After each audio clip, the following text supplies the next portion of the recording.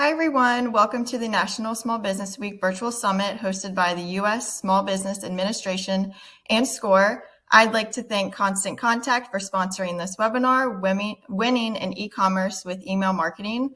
My name is Taylor Hedgepeth with SCORE, and I will be the moderator for this webinar session. Our presenter, Dave Charest, is the Director of Content Marketing at Constant Contact, an award-winning content marketer with over 15 years of experience. Dave and his team are on a mission to provide small businesses and nonprofits practical, step-by-step marketing advice so they can do more business and more for their cause. Before Dave begins his presentation, I would like to mention just a few housekeeping rules. So this webinar will last approximately 1 hour, and you will have the ability to download the slide deck on the bottom of the webcast console by clicking the downloads icon. And if you have any questions at all, please feel free to submit those using the Q&A box, and please use the same Q&A box if you experience any technical difficulties or if you need assistance. So I would like to bring Dave on the line now to begin his presentation.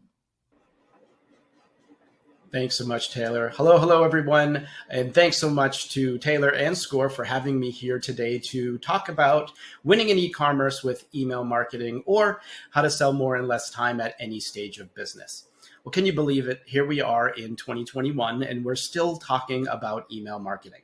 Now, at Constant Contact, we believe that email marketing is the cornerstone of any online marketing strategy. Why?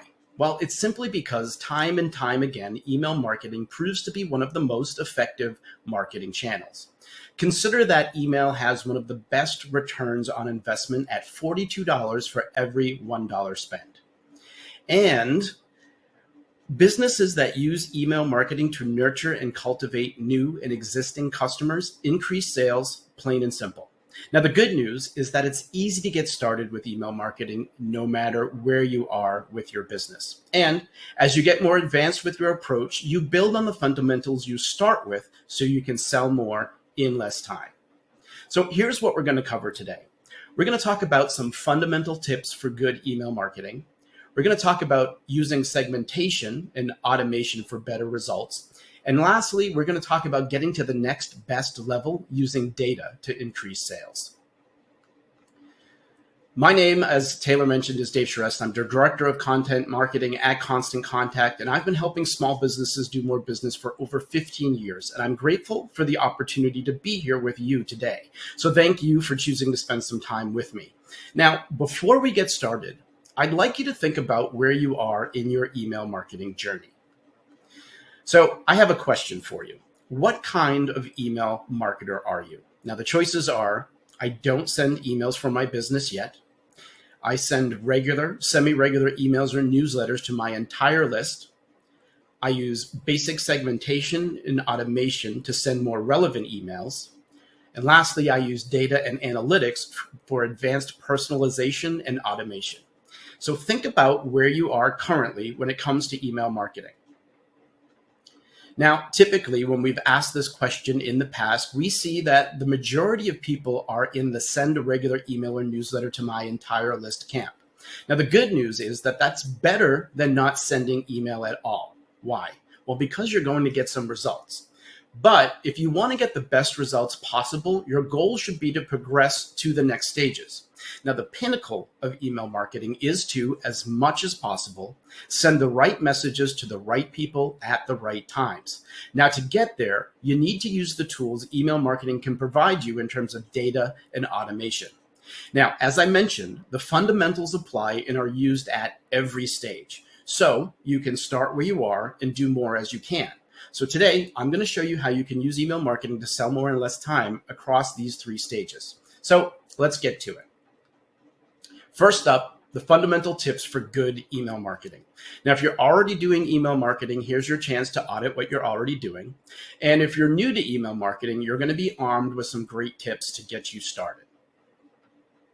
Now, our first tip is to include 2 types of emails in your strategy: promotional and non-promotional.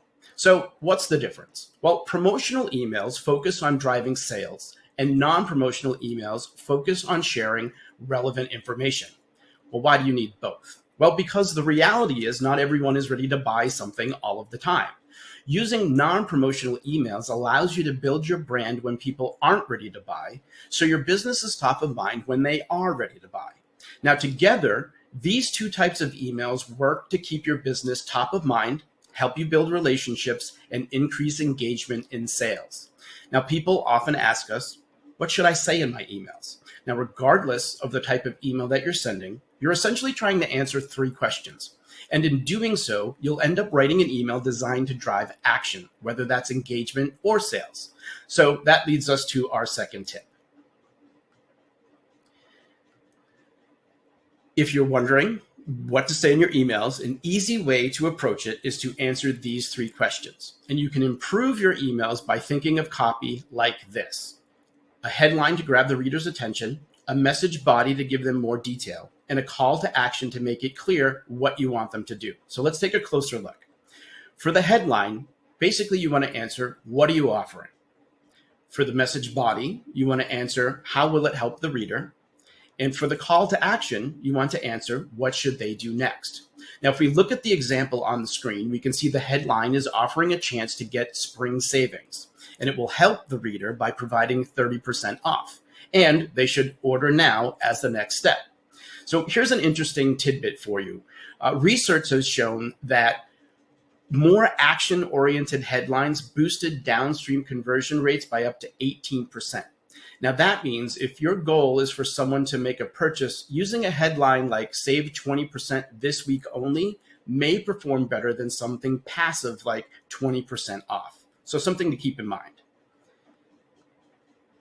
Now, regardless of the type of email that you're sending, but especially when it comes to promotional emails, we found it best to keep them focused and keep them simple. So our third tip is to, as much as possible, design to drive an action. So that means keep it focused on one topic and keep it simple. Think a picture, a paragraph, and a call to action. Now, in one experiment, our friends at Google saw that focusing on a single call to action compared to 8 in the control drove a 42% higher click-through rate. So again, another thing to keep in mind. And here's a bonus tip for you. Make sure your link or button takes the reader exactly where they expect to go. If you leave it up to the reader to find what you want them to do or what they're looking for, they're often easily distracted and move on to the next thing without doing that thing that you were hoping they'd do. And one last note about design. A simple, clear design plays a role in whether or not people are going to consume your email. So if it's overcrowded, unclear, or doesn't take into account how people read online, it's not going to be as effective. So that means use white space so it looks inviting and avoid large blocks of text that look like a chore to get through. Be concise and use the design to your advantage. Now, what do you do with non-promotional emails? Well, that's where tip number 4 comes in. Here, we're trying to add value. So people find what you send relevant and interesting. Again, the focus here is on building relationships and keeping your business top of mind. So you'll want to think about what stories can you tell? So here are some examples for a cosmetics brand. Well, they can talk about social issues that are important to them, share their point of view on seasonal trends, how to best use their products, tell the stories of their customers, or share education around their processes. Now, those are just a few ways to keep people engaged and bring them closer to your business. So think about the ways you can provide that value to your customers. Now, to this point, we've talked about individual emails with one topic or idea in them. Now, newsletters are another option and are often a combination of promotional and non-promotional messages, usually leaning on the non-promotional side. But newsletters can also be a great way to showcase products customers may be interested in, especially if you have many products. So tip number 5 is to use newsletters to your advantage. So here are a few things to keep in mind. Personality is a good way to make your business stand out. So add an introduction that allows you to connect with your audience. Now, this may be a short story with the theme of the information in your newsletter, or some sort of commentary that pulls your audience in on why the information is valuable to them. Next, you want to keep it to 3 sections beyond the intro. Remember, people tend to scan information first, so you want to make it easy for people to consume what you're sending. And you want to keep it inviting, which of course means no big blocks of text, and to keep it focused and concise. Now, a good rule of thumb here is to think about sending more often rather than sending everything in one email. That's why we encourage you to limit yourself to 3 sections. The reader will end up getting more from your email, and you'll benefit from a higher sending frequency, as long as, of course, you're sending information that's relevant to the people sending it. Now, it's also a good idea to write a brief intro to each topic and to use a read more button that links to the rest of the information, preferably on your website. Now, this way, you get people used to visiting your website, which can provide valuable data to use later, which we'll talk about, to segment your contacts by learning about your subscribers' interests based on where they click on your email and what they do on your website. As I mentioned, we're going to talk about segmentation later, but knowing what people are interested in can play a big role in helping you to sell more. I also want to take a moment here to give you a quick note about permission and privacy. And I'd like you to think back to the last time you received an email from a sender you didn't know or something you didn't sign up for. What was your initial reaction and what did you do with that email?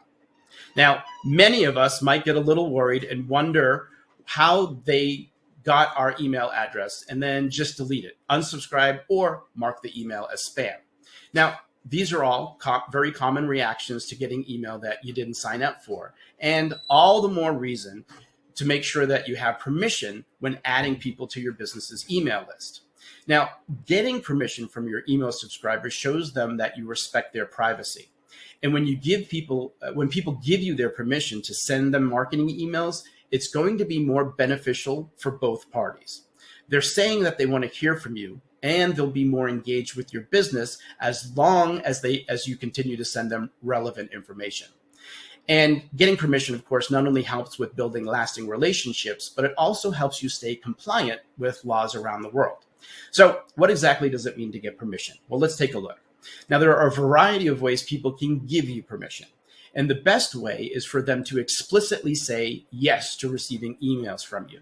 Now, they may verbally request to receive your emails, check a box to sign up during the checkout process, or take an action to sign up through an online form. Now, regardless of how they sign up, they need to know that they're going to receive business emails from your organization. So here are some things that you'll need to do.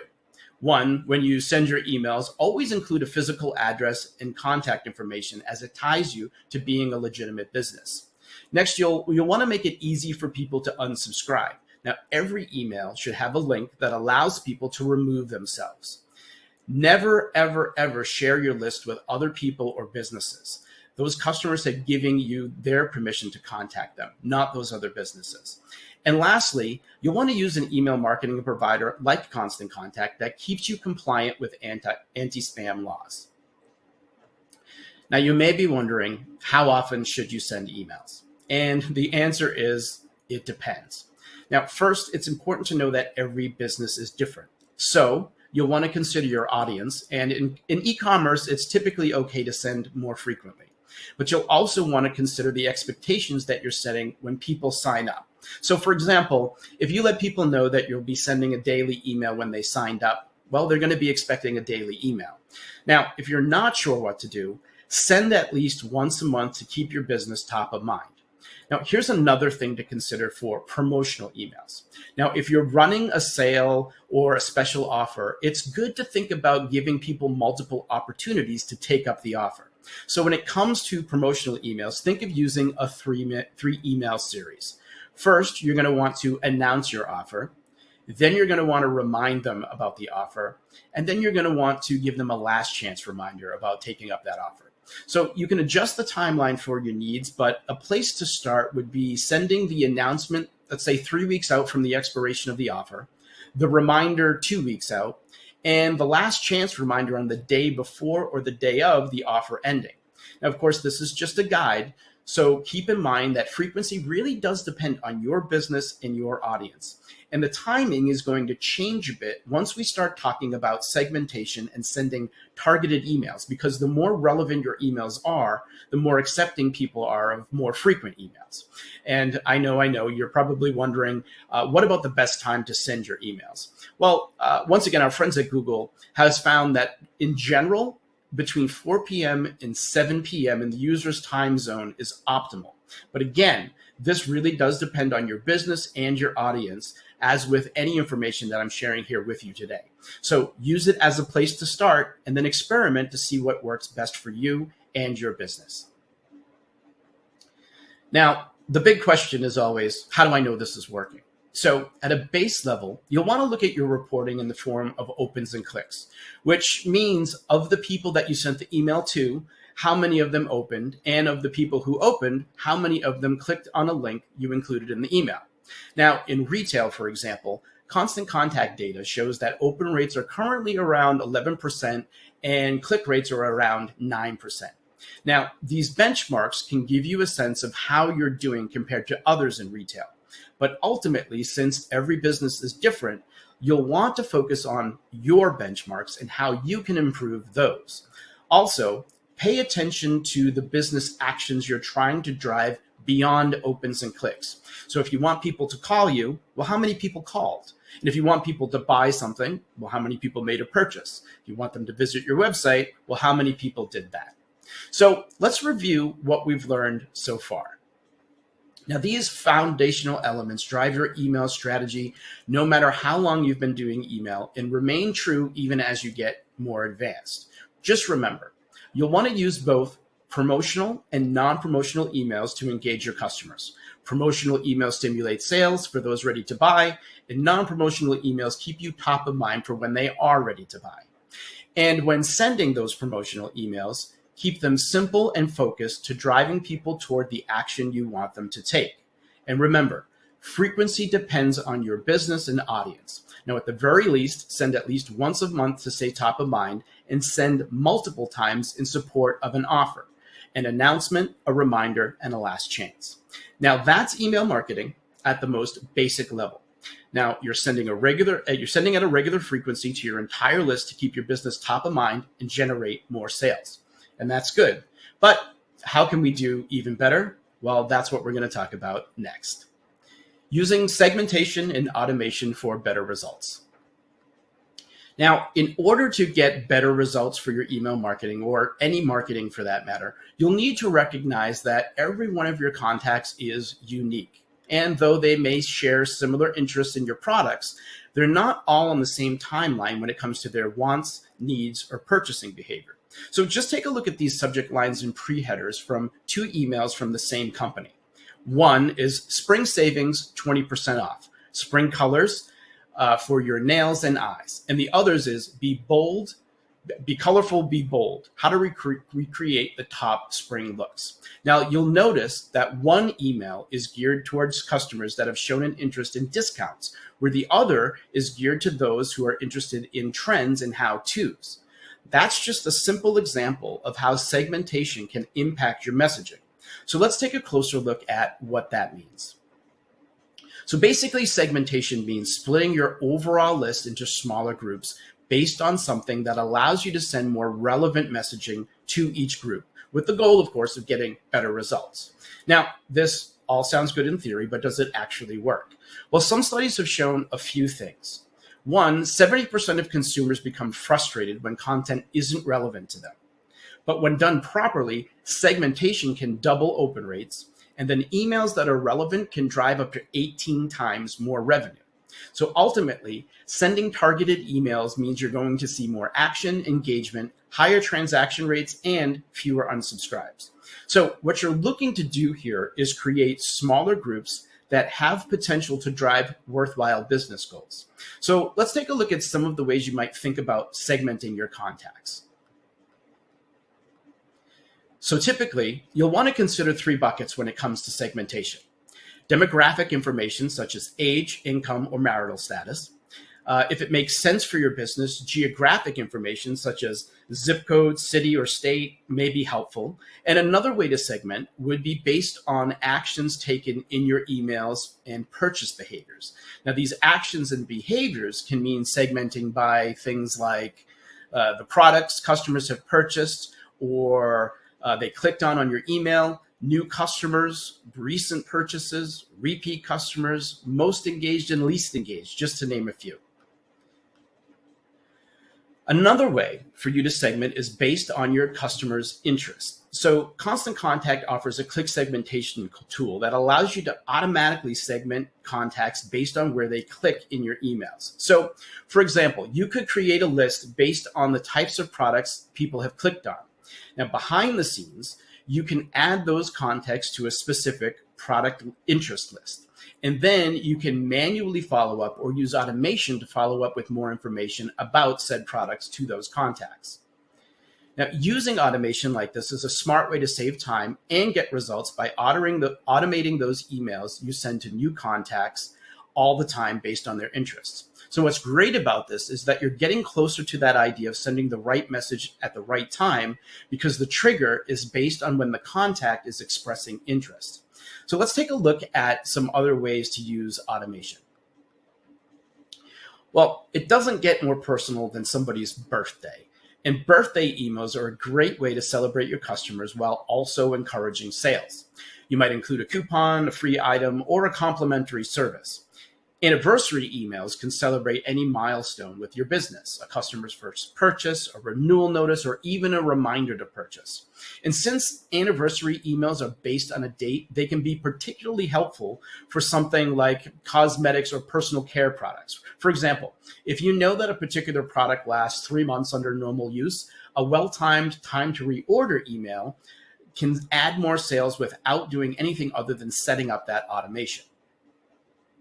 And of course, if you are using an e-commerce platform like Shopify, for example, it's a good idea to implement an abandoned cart email to remind people to purchase. Now, this is a simple way to capture sales that may have otherwise been lost. Now, you may even consider including a discount to sweeten the deal here. And you'll want to think about these emails as a gentle reminder. That way they don't come across as creepy or too aggressive. Now, once you're ready to get more sophisticated, you can start thinking about creating a series of automated emails to engage people in a variety of ways based on your goals. Now, one of the most common ways to use an automated series is to welcome people to your business.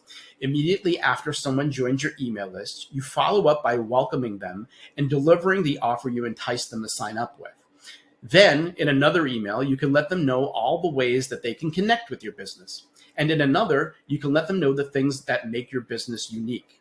And I like this because this helps start that relationship off on the right foot. Now, another way you can use an automated series is to directly encourage sales. Now, for example, you could go further than one automated product email and use a series to encourage people to take action. Now, this series could include emails that, 1, give people reasons why they love your product, 2, highlight a unique aspect of the product, and 3, invoke the fear of missing out or FOMO by showing how other customers are using your product. Now, a great way to keep customers coming back is to get customers coming back is to create an onboarding series to show customers how they can make the best use of their products. Or the best use of their purchases, and thank them for showing them and how to get started with the purchase. So show them some of the ways to get the best out of the product and even ask them for feedback or review. Now, just another note about frequency here. Earlier, we talked about sending at least once a month. But once you get started, you're segmenting your list and sending more relevant information, you can actually get away with sending more frequently. For example, someone who's ready to buy may be more accepting of more frequent emails, whereas someone who is unengaged would want to receive less. With those unengaged customers, you want to send just enough to where you're staying top of mind for when they are ready to buy.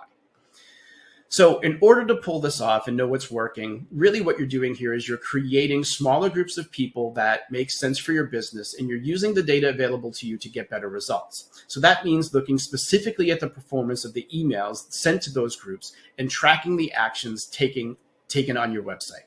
Okay, so let's recap. At this point, I hope you're seeing that the more relevant your messages are, the better your results are going to be. And relevancy comes from segmenting your contact list into smaller groups that make sense for your business and customers. You'll want to be sure to cater your messages to those groups. And lastly, you'll want to add automation to not only save yourself time, but to send more timely emails to drive sales. Now, how do you get even better results from your email marketing? Well, let's take a look. Getting to the next best level using data. Now, everything that we've talked about up until this point can make a significant difference to your sales. Now, we've talked about the importance of sending emails that are both promotional and non-promotional, so you can drive repeat business and keep customers longer. We've also talked about how you can segment customers so you can improve results with more specific messaging, and how automation not only saves you time, but also allows you to send more timely messages. The problem is we're still not reaching our maximum sales potential. We're doing good. We're just not as good as we could be doing. Well, why is that? Two reasons. One, we're not digging deep enough into the data. And two, we're still treating customers as groups of people rather than the individuals that they are. And so, although we've created smaller groups and can be more specific in our messaging, we're still making an educated guess as to the messages and the timing that will work for the whole of the group. Now, it's not that you're going to want to stop doing the things that we talked about already. Those things still form the foundation of the messages that you send. But at this next best level, you're really adding a layer that allows you to approach things a bit differently. Think about it like this. Up until this point, we've been playing checkers, when what we really want to do is play chess. Now, in chess, you're thinking moves ahead.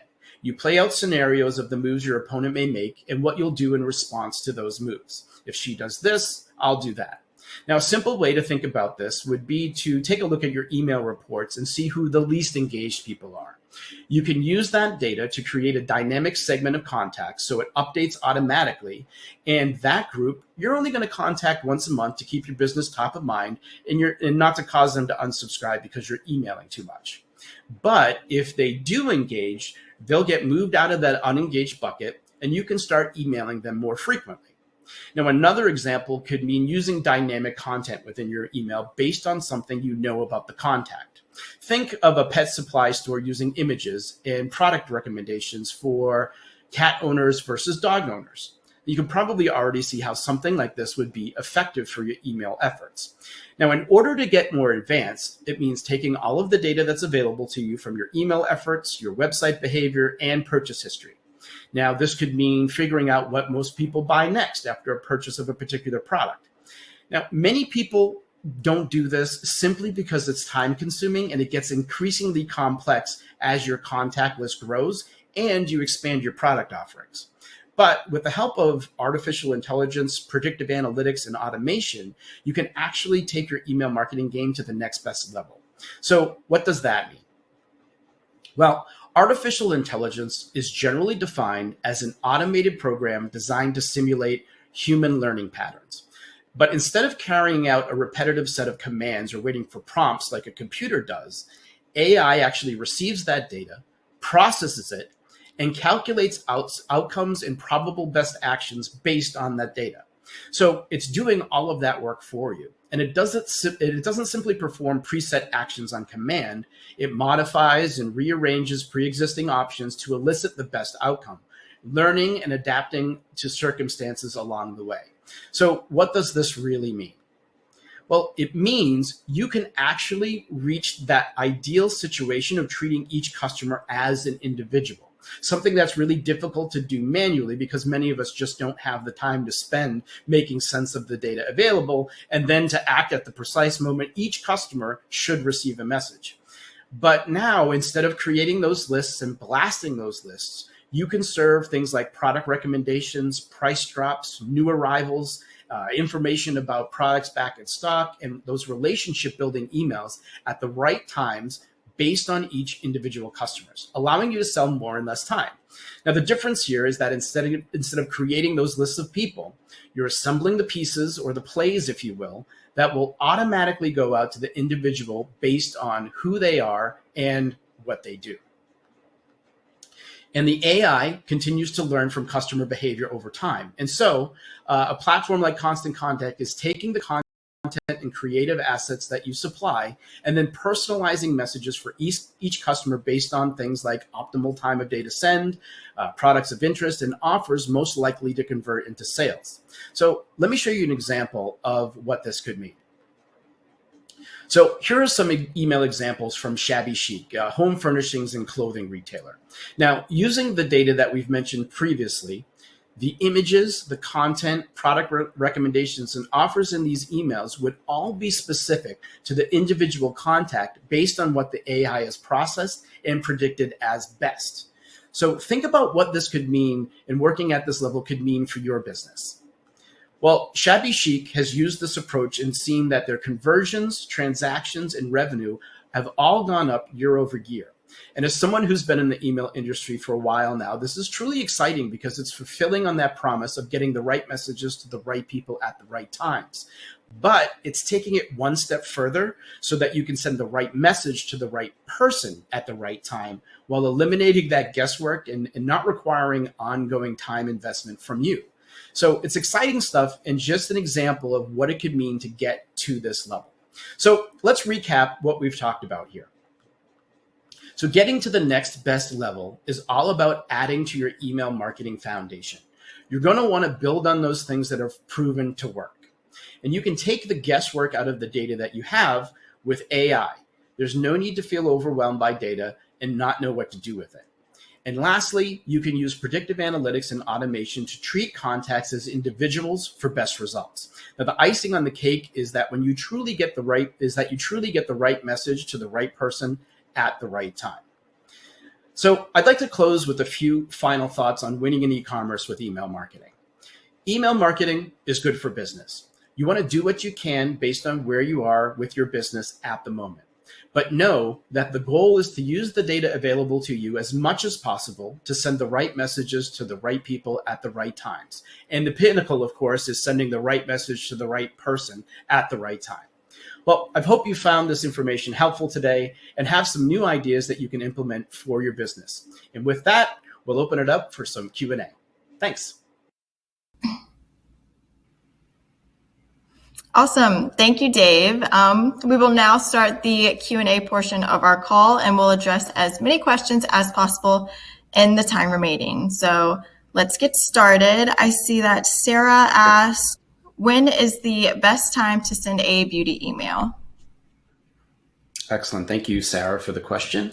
I mentioned I don't have exact specifics for the beauty industry, but what I will say is, some of the information that we heard in terms of just general is between this time period of 4 p.m. to 7 p.m. at the users or the readers' time zone. So this is a gauge, right? Like any of this stuff that we kind of talk about here today is just that, right? It's a place to start so that really what you want to do is figure out what is best for your business and for your audience. And so it's about experimenting and testing these things. And so I would say use the best practice as a place to start, try in those times. But then what you can do is you can dig into the data and you can see when people are opening, when people are taking action, and when they're doing those things to find out what's best for you and your business.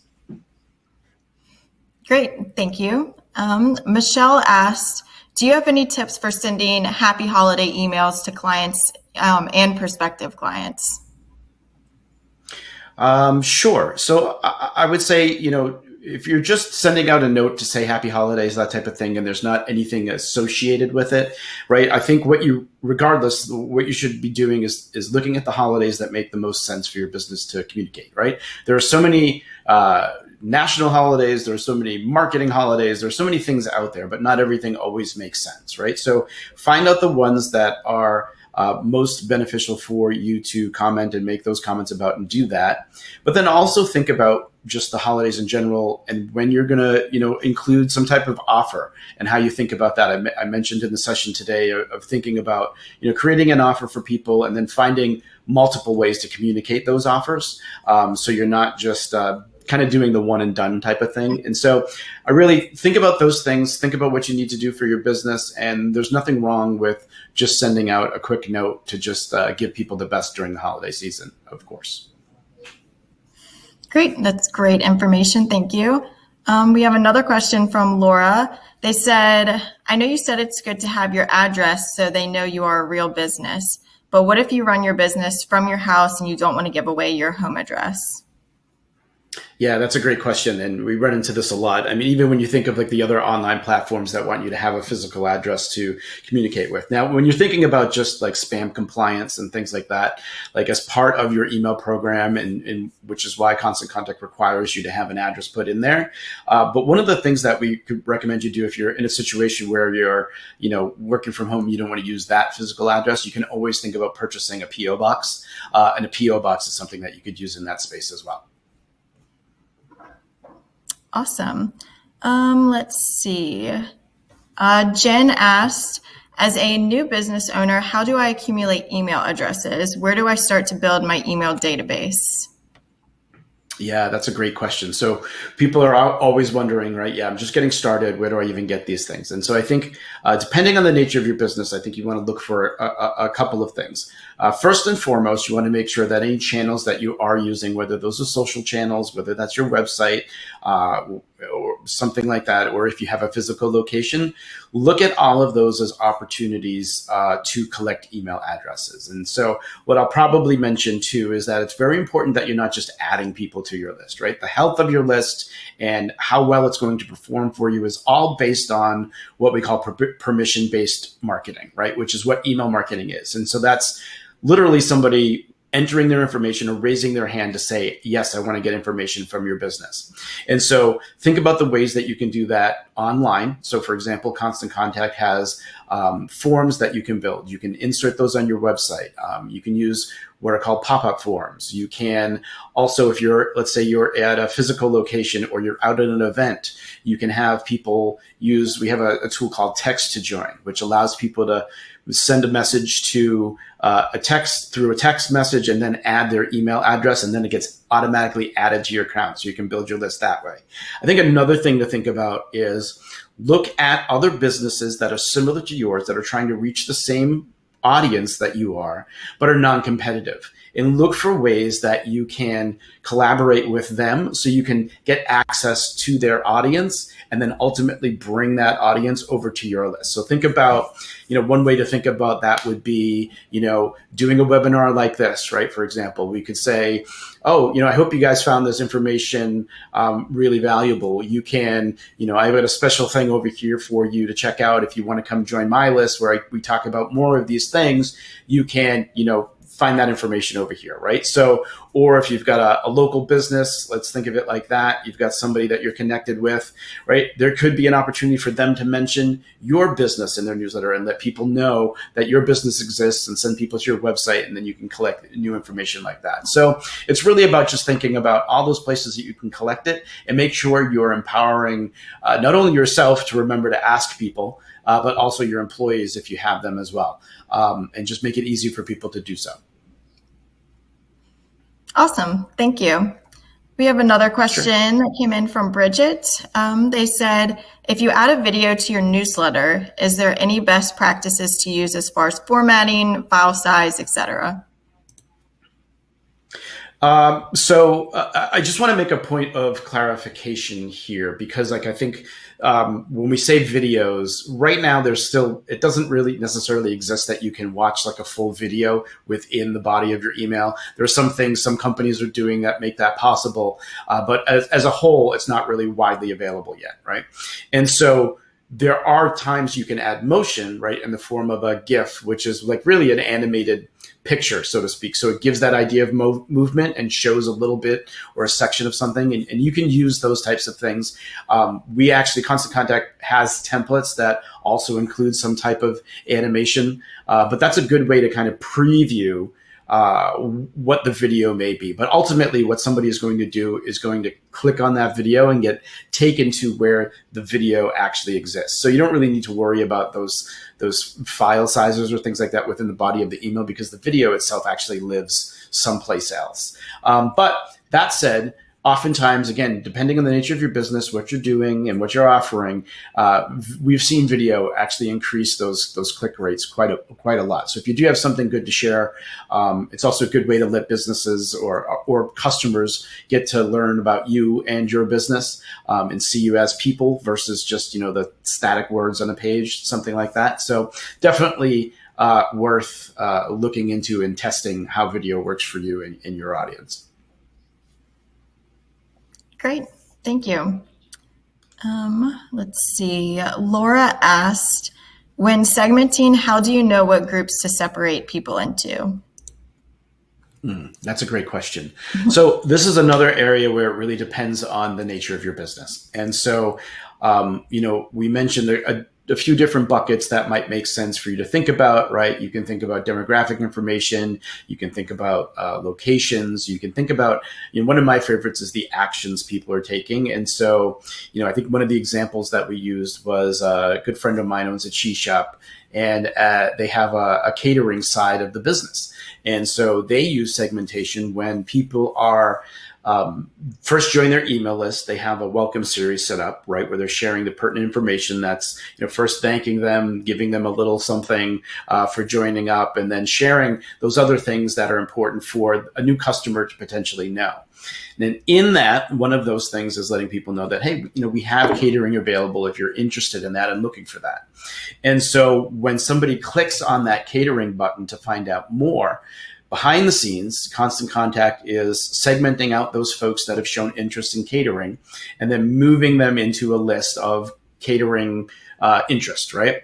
So then the owner of the business can then follow up or even set up some automation to tell that person more about the catering options. Or think about, when it becomes holiday season and people are ordering, catering a lot for their different events that they're running, hopefully more this year than last year, of course, right? But as people are doing that, that's one of those things where now you have people, you've created that segment in your main list of people that are going to be interested in catering services. And so you can start sending out information, be like, hey, just to let you know, we need to know by such and such date if you're thinking about doing something for whatever holiday or this event coming up, right? And here's the menu that we're offering. And so you can really speak specifically to those people. So it's really about thinking about your business and what are the important things or the different ways that would be valuable to you to say, oh, these people that do these things or fit this group,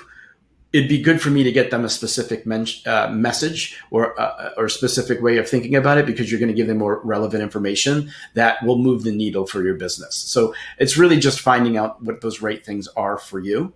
And so again, that's asking those questions. Awesome. Thank you again. Let's see. Desiree asks, what is a great way to re-engage your audience, especially if you haven't emailed them in such a long time? That's a great question. So oftentimes, if you haven't emailed them in a long time, so let me preface this by saying, I think any form of marketing, in particular email marketing, is always going to work best when there's some type of consistency associated with it. And so that means sending regularly. Particularly if you're doing a newsletter, right? We often recommend, all right, if you're just going to do a newsletter, you're not doing anything advanced, you're not getting into that stuff, send at least once a month. That way, at least you're keeping your business top of mind, and it's not so long that people forget about you or start marking you as spam, because you don't want that stuff to happen, because it's like, oh, wait, who is this? Because I don't remember them. So think about that for one thing. But if you find yourself in a situation where you haven't sent anything in a long time and you're worried about, oh, maybe they're, not interested and that type of thing, you can always send that email saying, hey, you may not have heard from us in a while. We're going to start sending again, click this link to let us know that you're, really still interested in receiving emails from us, right? You could do something like that, where then you get a good sense of those people that may or may not be interested. You can even say, hey, if you're not interested, you can unsubscribe by clicking the link at the bottom of the email, which of course, email service providers like Constant Contact have that stuff within the body of the email for you to be able to do that. So, it's really just trying to re-engage them a bit and giving them that option to leave if they want to. Great. Melissa has a question. They said, we have not used emails for fear that email marketing can impact your company negatively. Are there any tips on reducing negative impact? Yeah, absolutely.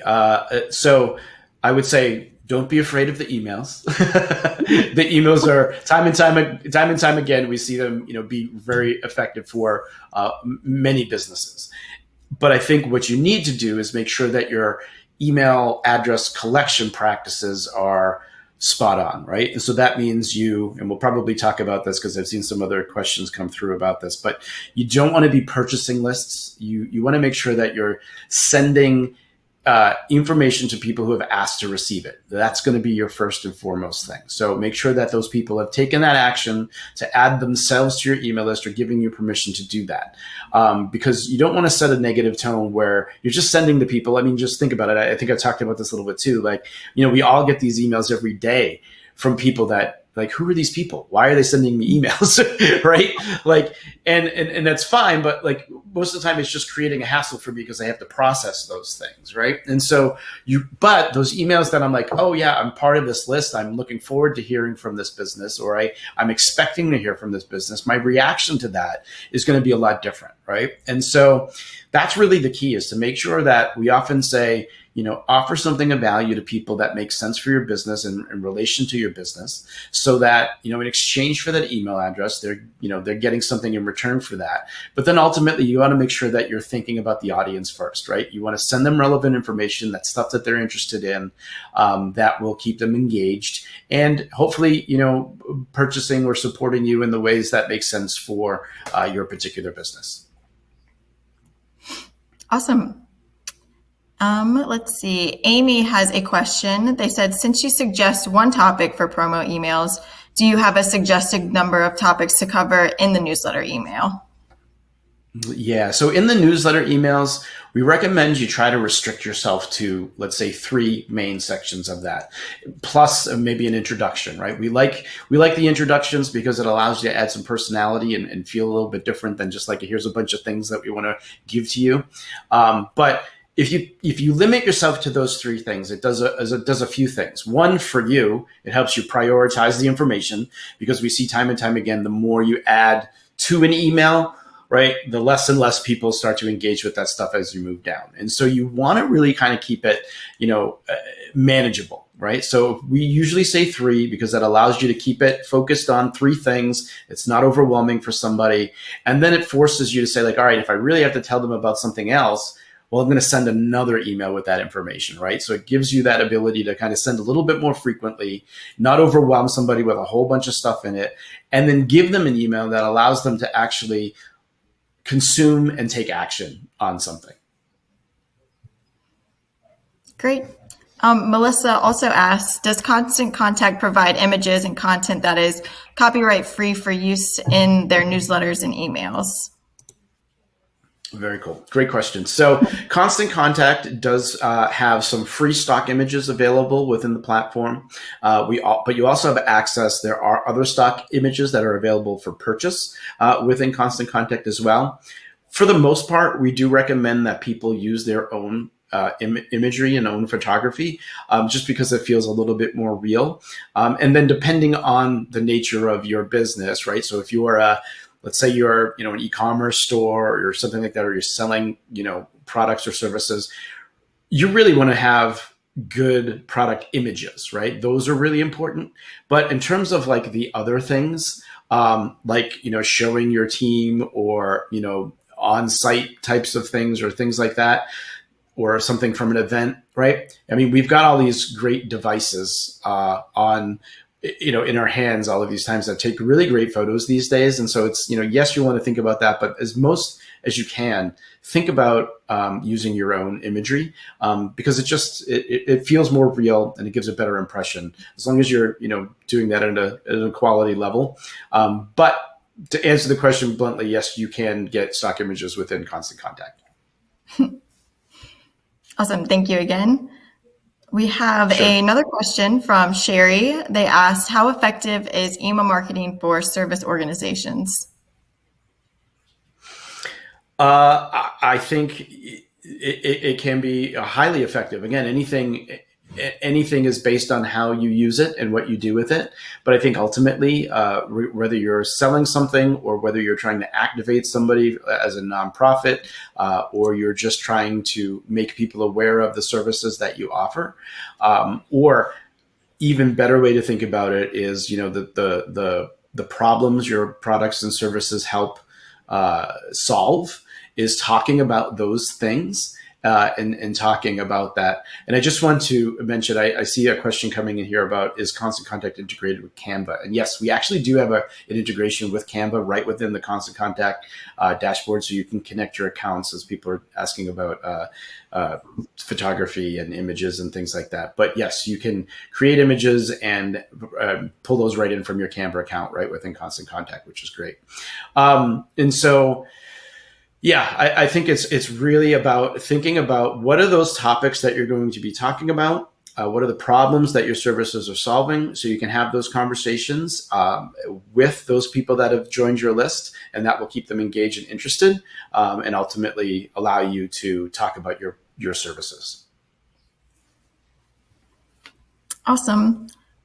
Kirk asked, what is your view about and/or recommendation about paying an email service to get access to an email list?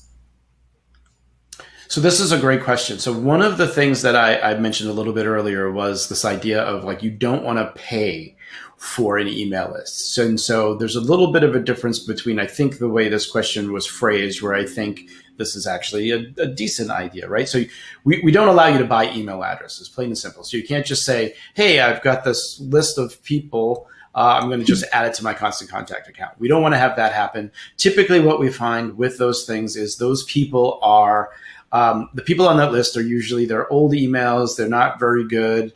And again, you're contacting somebody out of the blue. And so it creates an opportunity where people are going to have a negative reaction to your business. They may mark you as spam, all things that lead you down a path that don't help you in the long run. But if you're talking about, we've been recently talking to a business that they're in the quilting industry, and they sell these little guidelines. And there are publishers that, have lists of people or email lists of people that they own, that are people that are interested in the things that you may sell. And in that sense, if it makes sense to, pay someone to allow you access to their audience, and again, with the goal of getting them to join your list, as I mentioned earlier, when you partner with like similar but non-competing businesses, like people that are trying to reach the same people, that's a smart way to get people on your list. You're not automatically adding them. You're still putting those people in control, but you can offer something to a particular audience that you may know might be in the market for what you offer, and you can get them to join your list. So that's a great way to think about building your list, doing it that way versus buying the list wholesale. Great. And we have time for just a couple more. Natalie asked, can you talk a little bit about using A/B test emails? A/B testing in emails, sure. So, A/B testing just simply means looking at a particular component of your email, or anything for that matter, and saying, all right, I'm gonna test this component versus, or I'm going to test this component with this option or this option to see which one performs better. And so probably the most simple way, or the most commonly used way to do this, is to think about subject lines, right? And so that's a situation where you're going to say, like, all right, let's say I have a list of, to keep it easy, I have a list of 1,000 people. And so I'm going to send, to 20% of the people, I'm going to send this subject line. To the other 20%, I'm going to send this subject line. And whichever one of those subject lines gets you the highest open rate, then I'm going to say, I'm going to send this subject line to the rest of the people on the list. And so that's a good way to think about that. So yeah, I recommend as much as possible to test things. You can go in, you can test images in your emails, where you keep, I think the thing to keep in mind is you want to keep most things the same, and test like components of it. So test a headline, test an offer, test the call to action, test the color of a button if you want to see if that has any impact on what you're doing. If you get into that stuff and you're into the testing of it, those are the different ways that you'd want to think about it. Awesome. And our last question is from Brandy, and they ask, can we use Constant Contact in conjunction with an e-commerce such as Shopify? Yes, so Constant Contact has tons of integrations with other platforms you may be using, and depending on where you are, so you can connect your Shopify store to your Constant Contact account, which allows you to kind of pull in products that you offer in your Shopify store, along with those product descriptions, and use those images that you're using. It also allows you to create lists on the back end in terms of like people's behavior. So if it's their first time purchase, maybe it's they've purchased multiple times or they haven't purchased yet. So you can do all of those things. The other piece I should mention too is when you're using a platform like Shopify, I mentioned kind of getting to that best level, right? Where you're really looking at the data and pulling all that information in to allow you to make better choices based on the individual contacts. And so Shopify is one of those platforms where we integrate to ingest all of the data that you have within your Shopify platform. So marrying that with what is happening on your website, with what's happening in your email stuff to then say, okay, based on things that we've been seeing happening, like this is the recommendation we're going to make for what email that you should get next. So yes. All right. Okay. Sorry, I lied. We have time for one more. Okay. Aaron asks, sorry. What if you only have 60 email subscribers? How do you grow your email list so that it can be effective in email campaigns? Yep. So you got to start somewhere, right? So 60 emails is better than 0 emails. And I think that's I remember in the early days of getting started and building my own email list, and it becomes quite a thrill when you've got somebody that you don't know on your list, right? So you usually kind of start with like, hey, I'm doing this thing, friends and family sign up and blah, blah, blah, that type of thing. But once people start, getting aware of your business and they start sharing that information, I like to say take advantage of that small list because you have a small group of people where you can, try to communicate with those folks and ask for their input and ask for the things that they may be interested in receiving. And, you can survey them, or you can actually I used to, back in the day when people would sign up, I would send a follow-up email that was like, hey, this is a personal email from me, not coming out of the system. I just want to say thank you for, signing up to the email list. Let me know, some things or questions you might have or things you're interested in, because it was a marketing list, right? And so that way I can have like a real conversation and make a connection and then serve that content that will help others on the list like that. And then your list grows from there. Again, do those things that we mentioned earlier in the session, thinking about, in person, in print, and online, all those places that you can connect email addresses, and just don't look for a way to just send people information, but look at it as a way to provide valuable things to the people that say yes to the list. And then you'll always be in a good spot where you're providing them things that they're excited to get and receive. Awesome. Well, that was a bunch of great information, and that was all the time we had for the questions today. I'd like to thank all of you for attending this webinar and give a special thanks to Dave Charest for presenting today and for Constant Contact for sponsoring this session. We hope you'll continue to enjoy the virtual conference networking with other business owners in the networking lounge, visiting sponsors and partners in the exhibit hall, and connecting with SCORE mentors in the mentor hall to assist you with all of your business questions. I wanted to thank you again, and I will see you all in the next session. Bye, all.